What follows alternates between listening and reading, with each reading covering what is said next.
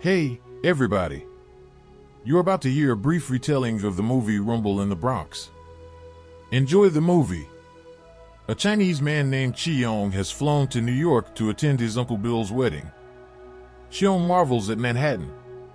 Except his uncle's store is located in the Bronx, a dangerous gangster neighborhood. Kyung's father was a famous kung fu master. He followed in his footsteps and became the champion of the martial arts in Hong Kong. Kyung saw the simulator and couldn't resist kicking the wooden dummy. He was clapped by an enthusiastic Denny, a neighbor boy in a wheelchair. Kyung gave him his console, which made him very happy. He has no parents, only an older sister. Bill shows his nephew his grocery store. He's going to sell it today.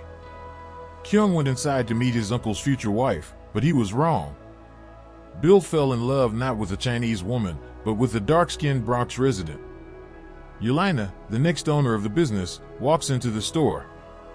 Bill advertised the store. It was the only supermarket for 8 blocks.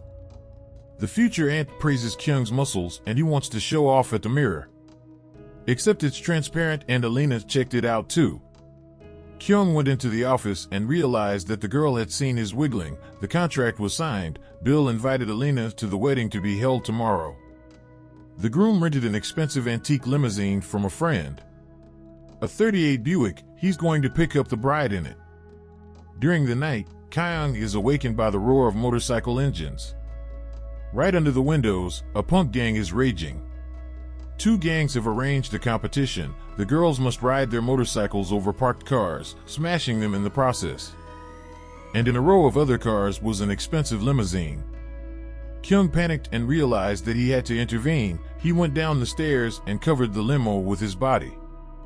Because of this, the girl in red lost, just as the police arrived and dispersed the punks. Kyung met Yelena again at his uncle's wedding and offered the girl to help her with the store this week. That way Bill will have a quiet honeymoon. During a light exercise, Kyung heard a report about a robbery. $7 million worth of jewelry was stolen. The newlyweds went on a trip and the apartment was left in Kyung's possession. As he was handing Yelena the papers, the store was swarmed by goons. One of them sipped juice from cans and stole some chocolates. Yelena is not going to turn a blind eye to this, but in response to her demand for payment, the gopnik smashed the can on the floor. Yelena asked the Chinese buyer for protection, but the villains were from the same gang. Then Kyung took over and was immediately surrounded on all sides.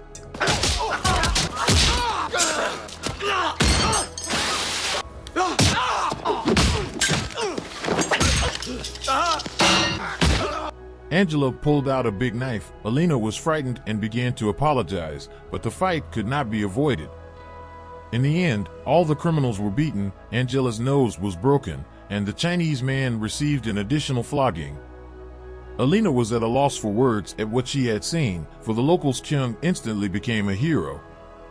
He worked until the store closed, a spark between him and Yelena. Kyung helped the girl close the blinds and went home with his purchases in the hot neighborhood. When he saw some miscreants dragging the girl into a back alley, Kyung threw a trail and pretended to be a police officer. The victim of the attack was rescued, but she immediately kicked her rescuer in the balls. It was a trap and the hero was hunted with bats. After beating up several attackers, Kyung climbed over the net and ran down the narrow alley. But soon he came to a dead end. There was nowhere else to run. His path was blocked by dozens of punks. Angela was just going to shoot him, but Tone suggested having some fun first. The gopniks emptied glass bottles out of trash cans and wrapped rags around their bats. In this version of baseball, the broken bottle walls shower Kyung with shards and injure him. Some of the bottles fly right at him and there is no way to block them. The wounded Chinese man fell to the pavement. Angela wanted to finish him off, but the ladies were against it. An altercation between them led to the Gapota scoring on Kyung and the bloody man was left lying among the splinters. The gangster Nancy turned out to be Danny's sister, and not the best. She can stay away from home for days. The kid told her about Kyung, a great guy who gave him a console. The boy complains that his stroller cushion is worn out. He needs a new one and Nancy promises to buy it. Covered in blood, Kyung managed to get to his driveway. Danny said it was their neighbor and Nancy decided to help him. The man woke up completely naked. Nancy undressed him and treated his wounds. The girl herself supposedly went to work, and Kyung went to the store to help Lenny. But he was hunted again by the punks. Kyung runs away, and the punks chase him, smashing everything in their path. The poor guy hides in a parking lot, but the thugs with bats keep up with him. If possible, Kyung knocks them out one by one. When he was pinned to the edge, the brave man climbed to the roof of the parking lot. Just climbing from floor to floor at the top, he hid in a car with balls. The owner of the car and the balls didn't like it and gave the Chinaman away. The Gopniks thought it would be fun to push the car off the roof. Cheong managed to escape at the last moment. The chase continued. The exhausted tourist was again cornered. Angela offered to let him go if Kyung would kiss his ass, but he whipped the bandit with a torn-off antenna and decided to take another desperate step. After jumping from one building to another, no one dared to repeat the trick. The robbers found buyers for the stolen diamonds, but something went wrong. The dark-skinned bandits were shot and their car was involved in an accident near Kyung's house. The punks were just hanging out there. They stripped the wounded of their gold, and Angela spun the briefcase. This is where the criminals in suits drove up and shot up the cars. Angela found a bag of diamonds in the briefcase. He was being chased. The Gopnik tripped over Danny's chair and stuffed the jewelry into his pillow. The big guy took Angela at gunpoint and Kyung quietly dragged the chair into the apartment, but the punk was lucky. The police were circling the house and they were all arrested. Kyung took Denny home. The boy was very happy. His sister bought him a new pillow. The bandit hides to avoid being seen by the neighbor. But Denny's words about how much he loved her moved her. She went out and apologized to Kyung. The kid was surprised that the two already knew each other. The old diamond pillow was under the couch. The scumbags in white tiger suits had to be let go. They weren't wearing anything. The cops let Angel go, too, to put him under surveillance. During the night, the white tigers returned to the house and scoured the entryway. They introduced themselves to Kyung as FBI agents and gave their business card. The Chinese moved to the club where Nancy works as a dancer. This is where Tony and his men showed up. Nancy is his girlfriend, and right away she sat down to talk to Kyung. Soon they were spotted by one of the goons and told the man in charge. The couple had to flee from the club. They escaped on Nancy's motorcycle. The girl decided that she liked King better and kissed him, but she had to pay for it to Elena, whose store was torn apart by punks. Tony asked her where she can find Kyung. While the punks were partying in the store, the white tigers throw two of them in the trunk and kidnap them, but only Angela knows where the pebbles are and he gets on Denny's tail. When the adults moved away, he threw the kid out of the gurney and took away the pillow, but found nothing inside. While questioning the punks, one of them was thrown into the crusher and what came out the back was in a black bag. Kyung arrives at the vandalized store. He learns that it was him they were looking for hooking up with the girlfriend of a local gang leader. Alina is disappointed in Vruga, and Kyung decides to take revenge on the punk and asks Nancy to bring him to their lair. The enraged confuist was going to pile on the criminals, but Tony just pointed a gun at him. But when Nancy approached, he decided to deal with the enemy with his fists. Punk was unable to counter the Kung Fu champion and was soon beaten. The enraged Chinaman began to handle the rest of the thugs. Kyung was on the verge of getting injured many times, but his agility and speed helped him to avoid danger. And when he got his hands on the piece, the punks started to fly off one by one. The fight was stopped by Tony shooting the air. He recognized that Kyung had won. The Chinaman hopes that the next time they meet, they will not fight, but sit down and drink tea. Here, one of the kidnapped with a bag of mincemeat dropped into the den, and if they don't return what Angela stole, so will everyone. Kyung suggested getting the FBI's help, which is how he accidentally ratted Angel out to the White Tiger Gang thugs. Blondie was shot in the leg and confessed to hiding the diamonds in Danny's gurney.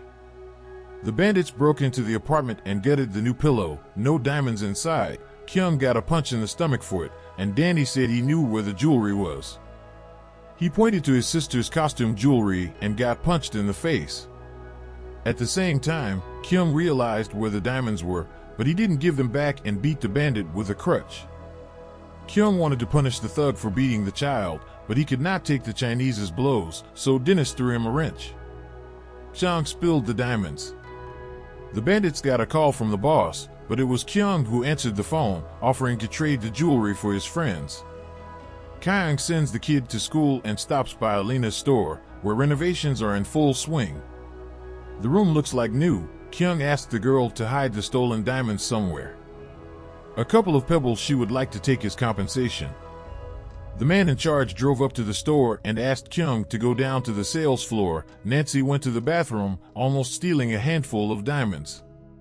When Kyung came down, he saw a bunch of chains strung all over the supermarket. He tried to warn Alina of the danger, but she refused to come out. The truck pulled all the chains at once and the building collapsed in seconds, like a house of cards. The ruined girl was left standing with her pants down in the middle of the street. The boss called again. He set a meeting place. He should have the diamonds in an hour. This time Kyung called the real police. The cops put a wire on Kyung and gave him one pebble to show to the bandits. Kyung's job is to get them to talk about the murders and robbery. The meeting was scheduled at a restaurant on the pier. The mustachioed man checked the pebble. Kyung promises to move the rest after his friends are released. He made a mistake and mentioned the nickname of their boss. They guessed that the Chinese might be wearing a wire and took him to the boat garage. So there was a microphone hidden in his hair. The boss gave the order to kill Kyung and the hostages and didn't care about the diamonds. But Kyung is in no hurry to die. He fought off the bandits and hid among the garages, but got stuck between the walls. The bandits were distracted by a cop, but it was more important for him to put a cigar in his mouth, and he was shot. Kyung is worried about his friends and decides to act on his own. At the same time, the bandits took hostages and hijacked a hoverboat. Kyung also manages to jump on it at the last moment, but he falls off after being caught by a rope. The boat was pursued by the police. The bandits shot the helicopter and nearly crushed the fishermen. At the beach, they also didn't slow down and drove onto dry land, nearly crushing dozens of people. Kyung saved the little girl at the last moment, but he was lucky that there was sand underneath him. He jumped on the speedboat, which was already on the road, and rammed into the bus, the boat demolishing one car after another. Kyung flew off of it and almost got hit by the truck. Not spared the killer boat, even a Lamborghini. He also stopped by a concert of rockers. The cops don't know how to stop the hovercraft monster. Then Kyung stole a huge serrated sword from a museum and got into the Lamborghini. After tearing down the doors, he placed the blade on the outside and sliced open the airboat's cushion on the fly. The Machina destroyed a few more stores and finally came to a stop. Kyung climbed inside and, wounding one of the bandits, found out where the hostages were being held. Soon Tony and Nancy were freed, and Kyung got a chance to get revenge on the White Tiger boss and rode him and his guards in a patched-up speedboat.